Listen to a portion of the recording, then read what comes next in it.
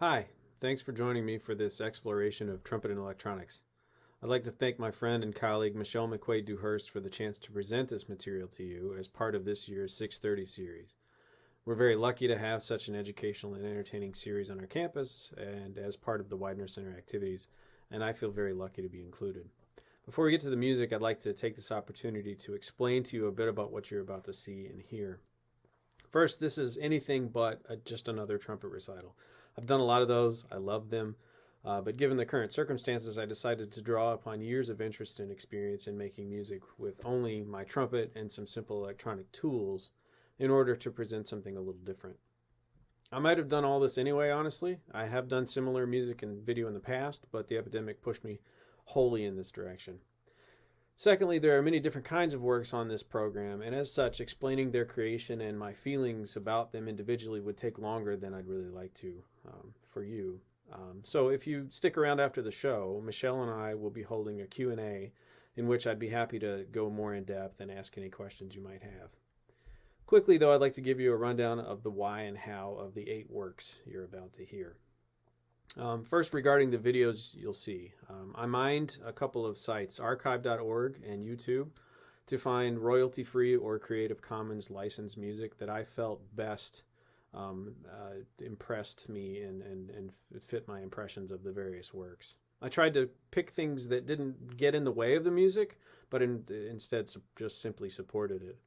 My best advice for viewing this is to wear some nice headphones or crank up your stereo and let the composite of the sound and the image just kind of wash over you a bit. As for the individual pieces, first up, I'd like to discuss Fanfare for St. Edmundsburg. It's the first thing you'll hear. I performed this piece once with 2 other trumpet players. It's a standard in the repertoire. But I thought it would be fun to overdub myself and actually play all 3 parts together. And of all of the pieces you're going to hear tonight, this is the only one that I wouldn't really be able to do in a live concert situation, I guess unless I played with a recording of myself playing the other 2 parts. The second and the third pieces on the program, both Prayer of St. Gregory and Recitata Ottava, are indicative of the types of pieces I work on with my college students. I wanted to put my money where my mouth is by recording pieces that typically require accompanists, but in this case to do it only with MIDI accompaniment. Not a live accompanist. It causes some interesting decisions and potential problems, but I feel much more prepared to use this approach in the future with my students now because of this experience. The fourth piece on the program is a suite of children's songs by Chick Corea, who recently passed away. I've always been a big fan of Corea's compositions and performances as a pianist, and so this is my small homage to him. The last 4 pieces on the program are a little more in line with what one might expect to hear at an electroacoustic concert. Michelle wrote her wonderful Might As Well Fall In for me a decade ago, and I feel like this recording finally gives the piece what it's really due. The accompanying video explores her initial ideas of glitches and how they audibly work to sort of overtake the unadorned trumpet sound in the piece. Dubowski's Little Boy in Space was written for my first trip to Slovakia in 2008, in which I actually met my wife Vladislava. It brings back many fond memories and is a great example of the types of things often sold as trumpet and tape pieces. Electrobash Live 12 was a serendipitous find I made while searching for videos for other pieces, in fact. Ray Cobley is a composer and videographer living in the Orkney Islands in Scotland, who has a ton of these types of videos on archive.org and elsewhere on the internet. I highly suggest you check out his work. I took the liberty of adding a drone to his piece and some flugelhorn on top. And his is the original video and audio behind all of that, though. Finally, my own piece, Visibility, the last piece on the program, was simply an exploration of the types of things I could create with only a MacBook and GarageBand. I listen to a lot of down-tempo, chill electronic music when I'm driving in my car to and from work and around town. So I decided to try to recreate a bit of that experience of that type of music that I enjoy, and also put a video of that recreates that a bit for you. So thanks for watching. I hope to see you in the Q&A at the end, and enjoy trumpet and electronics.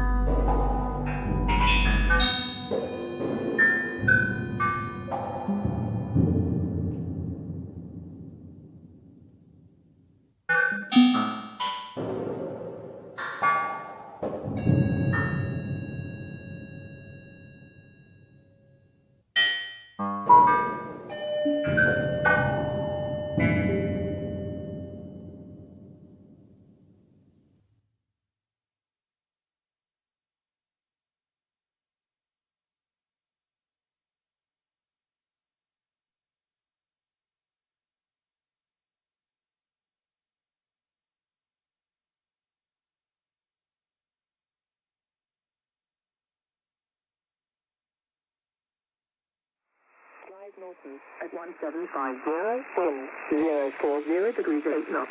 Visibility 8 kilometers. Light rain, cloud, overcast 5,000 feet. Temperature 6, dew point 5, QMH1018. Tempo, visibility 4,000 meters. Light rain drizzle.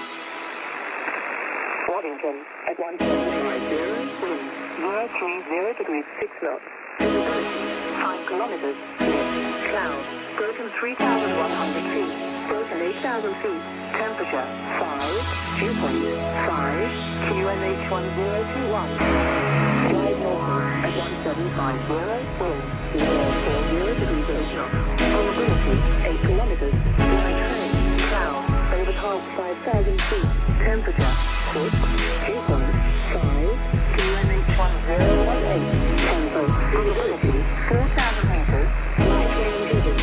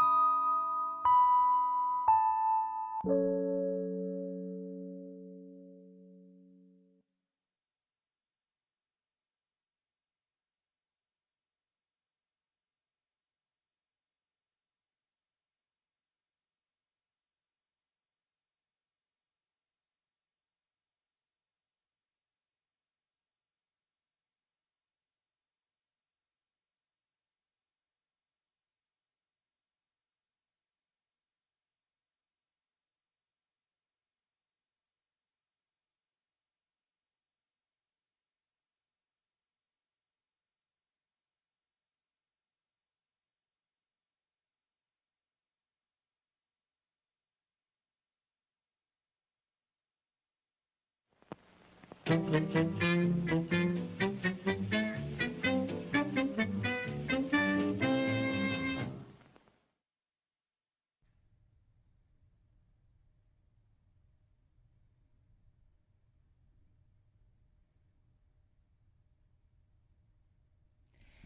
you all for joining us this evening. It's been a real pleasure to watch this performance. And I want to first, before we speak with Dr. Gaines about everything that he did, putting all the efforts that he made tonight, I want to give a few thanks to everyone who has helped support this series all along. Thanks to the Rob and Cathy Riordan Family Foundation. They have provided us with the great gift of the streaming equipment that allows us to come to you this way. So thank you so much for that. Thank you to the College of Arts, Humanities, and Social Sciences, Chuck Ryback, our dean. Thank you to the Widener Center staff, Kelly Strickland, our executive and artistic director, and all of the staff who help us make these shows go. Thank you to David Cook for his technical wizardry this evening.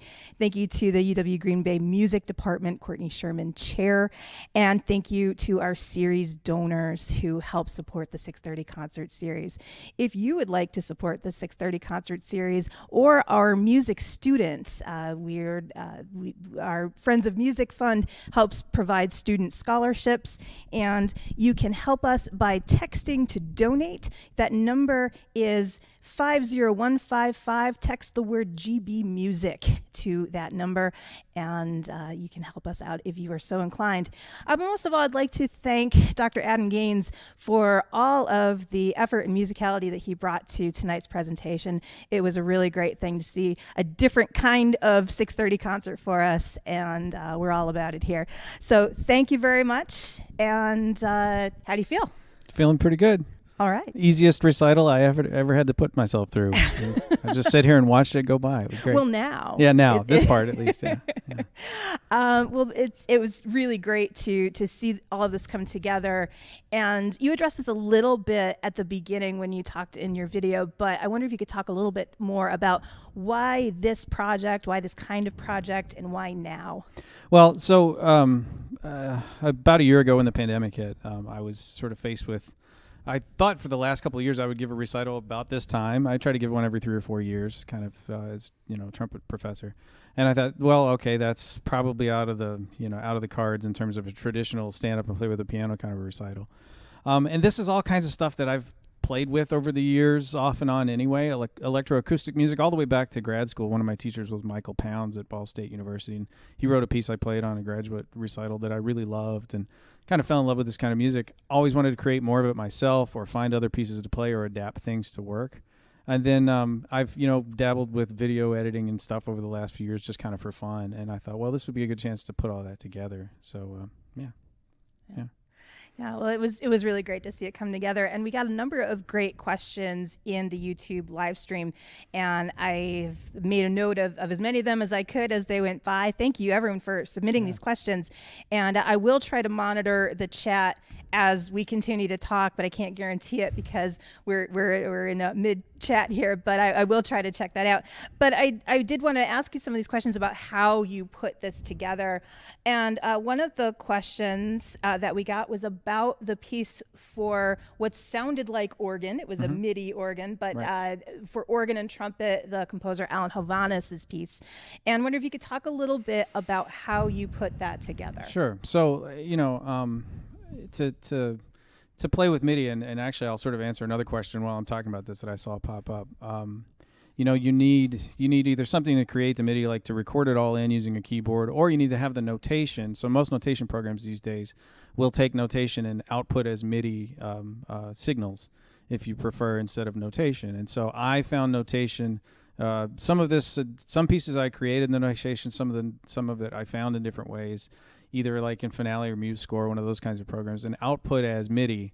And then brought that MIDI information into GarageBand and manipulated it in different ways to fit what I wanted it to be. So sometimes it took more or less work depending on what types of information I started with, how good the notation was in the actual notation program. But the biggest part is once you get it into the GarageBand is to really decide how to orchestrate it, what sounds am I going to use. If anybody knows GarageBand, then there's like 10 different organ sounds. You know, I thought about re-registering it at different points and stuff, but ended up leaving it because I liked it kind of simple like that. That was the Baroque organ, I think, the one you were hearing. Okay. And you know, in other pieces, then I just completely wiped out the original if it was like a piano part, and I put some crazy instruments like in the Little March, you know. So different things. And then also there are, and I just discovered this working on this project, within GarageBand, you can do a lot with MIDI in terms of changing tempi as well. So at different points in the piece, if I wanted a little more push and pull, especially at the ends, do like a retardando at the end of a piece, I actually could create that myself in GarageBand with a different track and kind of work through that. And so I got to make the accompaniment do exactly what I wanted it to do, and then record myself on top of it. And to someone's question, they said something about what's it like to play with the MIDI and not a live performer. And it is a little weirdly stifling. And in fact, the Hovhannes is probably the most noticeable for me of all those pieces, because I like that piece to really breathe. And I kind of couldn't let it really breathe when I went to perform it. I had to stay with the MIDI track to make it work. So it's a little more mechanical than I might do if I was performing live, but it's still, I think it still works. Yeah. Sure, because live you can make a decision in the moment. You can make a decision based on the space that you're in, and the energy of the room and all those kinds of things. But here you have to make decisions ahead of time in order to coordinate. Yeah. Yeah. Which is, you know, I mean, oddly, not to put too fine a point on it, but kind of like life right now, right? Like everything takes a little bit of extra planning than it used to. And so when I'm doing all this kind of stuff, I'm like, okay, everything is very controlled. And I look forward to getting back and playing that with a live organist, because that's preferable, honestly, with that piece especially. But yeah, it's an interesting and challenge. It's important, I think. Yeah. And it's an interesting exercise in decision making. Yeah, exactly. To say, this version tonight is going to go this way. Right. Yeah. Right. Yeah. So kind of a similar question about the choices that you made when pairing music and images. And the specific question we got was how you decided to go with the fractals and the mandalas that coordinated with the piece that I wrote. Right. And so if you could maybe start there and go broader if you want to. Sure, but how did you think about those pairings? Well, so, and we haven't even talked about this, so this is kind of fun. My thought process was that piece, especially in the beginning, starts, and the end, starts with a fairly repetitive, noticeable sort of melodic fragment that gets repeated over and over, and then as you kind of describe in the description of the piece, sort of becomes corrupted in some ways or becomes glitched. And I thought, as I was looking for things, I wanted to pick something, first of all, that didn't get in the way of the music, and I made a point of that in the introduction as well, because it's really great music, and I think it's supposed to affect the player in a long, or the audience in a sort of a long form kind of a thing. And if I was too much activity on screen that took away from that, it was going to really wipe out the music. And so even though there is a lot of activity on screen, it's repetitive. And so there's sort of the repetitive helps get a sense of sort of just flow and pulls you into it. But also, you know, fractals are naturally the most repetitive things ever. And so it was a nice thing to sort of show the repetitive nature of parts of that piece. And then but it's so wild. There's so much going on in that particular, it's the Mandelbrot mandala series is what that is, that fractal. It's still very busy. There's still a lot going on. And so there's a lot visually to sort of attach yourself to. So over the course of the whole piece, you can decide how much you're going to get taken away or try to focus on it. And I think that fits the piece really well, honestly. Yeah. Well, when you showed it to me, I got some sneak peeks of what was happening. And when you showed that to me, I really appreciated the fit, because of, you know, the music is intended to have slowly shifting colors, and that's what we saw on screen, and these patterns evolved in this really gradual way. And then I liked the glitching that you superimposed on that, because you sort of got that corruption aspect of the piece too, which I learned how to do green screen effects in iMovie now, so look out, world. I'm going to start videos of me blowing stuff up. It's going to be great. Fantastic. I can't wait. No, and generally, you know, as I watched all the various imagery unfolding, I just thought you made some really cool and fun choices with these various videos that you found. And you mentioned too, this wasn't a YouTube question, but it's something we talked about. You mentioned the kind of manipulation that you did on the video. So these videos were not necessarily in the same form that you found them. Right. So, I mean, and this was all done in iMovie. That's another sort of the theme of the whole thing. It was very little tech. I mean, pretty much a MacBook and the stuff that comes with it, and a few other little peripherals that I had. But yeah, so in iMovie, you can manipulate time, of course. So in your video is a good example of where it slows down or speeds up, sort of with the music as it goes. The march is a good example. I sped up the march obviously like 2 times as fast as it should have been. And also lots of filters. So there are a whole lot of different visual filters that are happening on different things. There's even some sneaky stuff, like in the one with the church, the drone shots of the church. The last shot is actually the exact same shot as the first shot. I just did it in reverse. And so you land the drone after you've gone through the thing. So, which if you look closely, there's a car going backwards, but just don't look too closely at that part and it'll be fine. But yeah, I mean, so there's so much you can do in the same way, like in GarageBand, you can edit the audio and make it kind of whatever you want it to be. I treated the video very much the same way. Yeah. Because these are all, and I mentioned, we were talking about this earlier, that these are Creative Commons licensed or they're public domain licensed videos. And so, as long as I credited where they came from, I'm allowed to manipulate them like that and make them fit what I need them to be. Yeah. Well, it was really cool to see those things come together. Yeah, thanks. Yeah. We had a question on the stream about your electronic music influences. Yeah. Who do you listen to? Who are you into? So actually, Kelly asked that one while we were watching the Electro Bash Live 12. That piece to me sounded a lot like the stuff that years ago Cheryl Grosso brought onto campus. Matthew Bertner, really great modern composer who's about our age, and he's at the University of Virginia, I think. Yeah. And I was really struck at the time and working with him. Really great guy, great composer. Lots of he liked to do a lot of electroacoustic music and things like this too. His music had so much space to breathe and just like such long. And he was in Alaska when he wrote a lot of the stuff that he was doing here. And it just sounds cold, literally. I mean, there's this sense of calm and cold and sort of winter and all this stuff that comes through. And I think so for the more meditative, longer form pieces on the program, he came to mind a lot. I liked his stuff a lot. The more straight ahead, like lo-fi, techno-y kind of stuff. I love Boards of Canada. Like I listen to Boards of Canada a lot. And then, radio stations on the internet like Groove Salad and Soma FM just has a ton of stuff that I listen to all the time. So there's a lot of those influences kind of coming in there at different points, especially my own composition. But yeah, I really, the Matthew Bertner stuff really stood out to me as a nice example of the types of things you could do, sort of really taking your time to let things unfold. Yeah. And video too. He's also pretty heavy on the video stuff. Yeah. So that's part of it. Yeah. Oh, that's really cool. And I like it. Anytime someone gets asked the influence question, I like it when I hear people whose influences are kind of all over the map, and that's me. Yeah, for sure. Well, and it showed in the recital. Yeah, thanks. It was really cool to see that.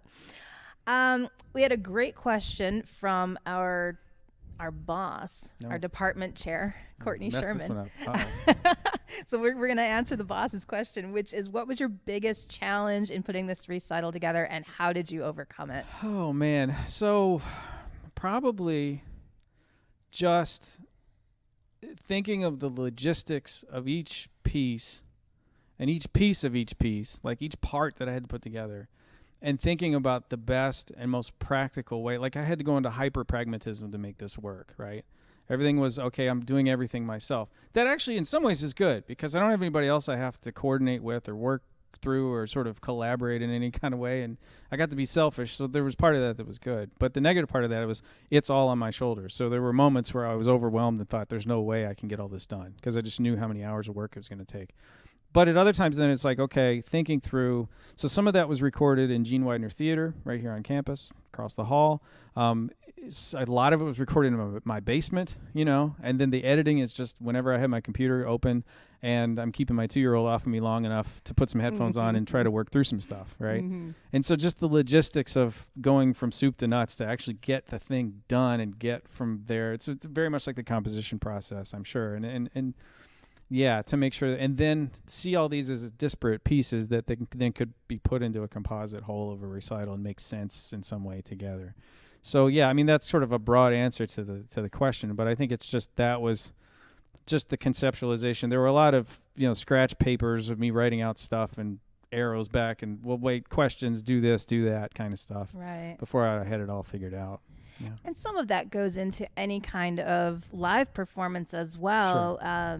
But because, and it goes back to something you said earlier, it's like, well, we have to rethink everything we're doing right now, because live performances with audiences, hopefully they're coming back soon, but we're not there yet. You really do have to approach a thing entirely differently because the mode of production is different, the mode of transmission is different, and it's probably about the same amount of work in terms of how much practicing you would do for a live performance, but the work is much more concentrated before the event than here. So we got here tonight, and by the time we got here, it was pretty chill. Yeah, done. just like, well, I guess I'll watch this now. Yeah. Exactly. It's a very different timeline than we're used to if we're used to performing live. But that is the challenge that a lot of us in a lot of ways have been dealing with this past year, is how do we make a thing and share it with the world because the usual methods aren't available. Right, exactly. Yeah. And it felt good, at least when I finished it then. It's such a different, this is a recitalist, all the pressure building up to that one moment, you play the recital and then it's over. This was kind of nice because I got to sort of experience that a couple days ago. It was all basically done. It's just like, oh, okay, well, this is cool. And it's actually rather pleasant. And I feel like I come away with an even more concrete example of what I did than maybe I would do if I just had a video of my recital or something like that. So because you crafted this thing, and it exists and will continue to exist, and people can keep watching it. Exactly. And Well, that's really cool. Cool. Just take a quick glance at Courtney says she's not our boss. I was just joking. Oh, and this ties in with the question I was going to ask, but I just saw a new question, which could you talk a little bit more about sources of video that one could experiment with scoring or composing music to go with? So absolutely. So I first would recommend you to actually go check out, when this is posted again just as a full video, go to the title screens for each piece, but also at the end of the whole thing, there are, sort of a list of where I got all this stuff. And actually really two spots, archive.org and YouTube. And within YouTube, you can do a search for Creative Commons. So if you go to the advanced search, you can actually click Creative Commons. So whatever you're searching for, if it is a Creative Commons video, it'll pop up in that search then. And so Creative Commons is basically, the license is such that if you give credit to the person you took it from and you whatever, then you're pretty well covered. There are different types of Creative Commons license. It gets a little in the weeds, but don't worry about that too much. And then archive.org, especially the Prelinger, I'm not sure how to say that correctly, archive, is particularly good because it's mostly like home movies and it's things that are public domain, non-copyrighted. But even within movies and archive.org writ large, you can search for stuff that's copyright free or Creative Commons of different types and then go from there. And it's worth reading the literature on how those different licenses work and what you should do. But I tried to be very careful about, using stuff that's pretty free. If I accidentally did not in some way, first I apologize. Second, I also there's a lot of good bit of creative use. I don't plan on making any money off of this. And so that's the biggest thing. This is really for educational purposes only. So when you're in that kind of a realm, that's probably your best way of dealing with any kind of video. Yeah. Right. So look for the CC. Look for the CC. That's right. If it's just one C, there's copyright. If there's two, you might be all right. CC is your friend. Yes. Yeah, absolutely. Well, I think we've gotten everything in the YouTube stream, and so I'd like to close with one final question that ties into some stuff you've just talked about experimenting with video, and that's just in general. If someone's watching this tonight and they're inspired to do some sort of DIY recording, what kind of advice would you give to them? How should they approach it? What kinds of equipment do they need? All that kind of stuff. Well, I'll just start with what I actually use. So I mentioned already GarageBand, a MacBook, which is, the university gave me, which is nice. iMovie in terms of basic software and platform. I used a simple USB mic that I've had for, 7 or 8 years. That was like, I think it's I forget what it's called, but it's a pretty decent. It was only maybe $70 or something, but a pretty good USB mic from a few years ago that I have that works pretty well. And that's it. And in fact, I could fit all that in my backpack and bring it all to school and go record in JWT if I wanted. Playing with distances of the mic and really trying to get to know your own equipment really well. You know, on a PC you can do this kind of stuff with something like FL Studio if you wanted, and if you don't have GarageBand, you might have to pay a little bit more, for the software and that kind of thing. But it really doesn't. It's more about, and I teach this sometimes even at camps and stuff to high school kids and middle school kids, which is another reason I wanted to do this, was just to kind of do it, in a way that I'm telling my kids a lot of times to do it. Sure.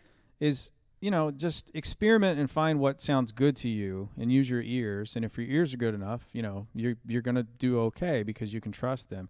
Listen to it once you start to get things, listen to and view on different sources if you can. Put it on your big screen TV. Somehow put it through the stereo in your car. Listen to it in multiple places so that it doesn't just make sense whenever you have your super nice headphones on or whatever. That's another big piece of advice. But otherwise, yeah, I think just experiment and see what you figure out for yourself and trust your instincts, and keep learning more about music in general, and that'll pay off with what you do. Yeah.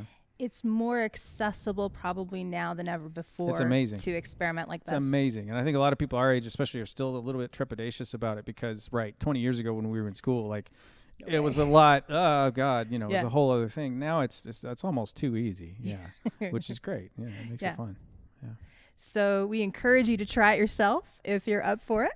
Again, I want to thank Dr. Adam Gaines for all of the work that went into this presentation tonight. It was really great to hear the variety and see your vision and all of that come together. It was really, really fun to see. It was fun to do, yeah. Thank you for this.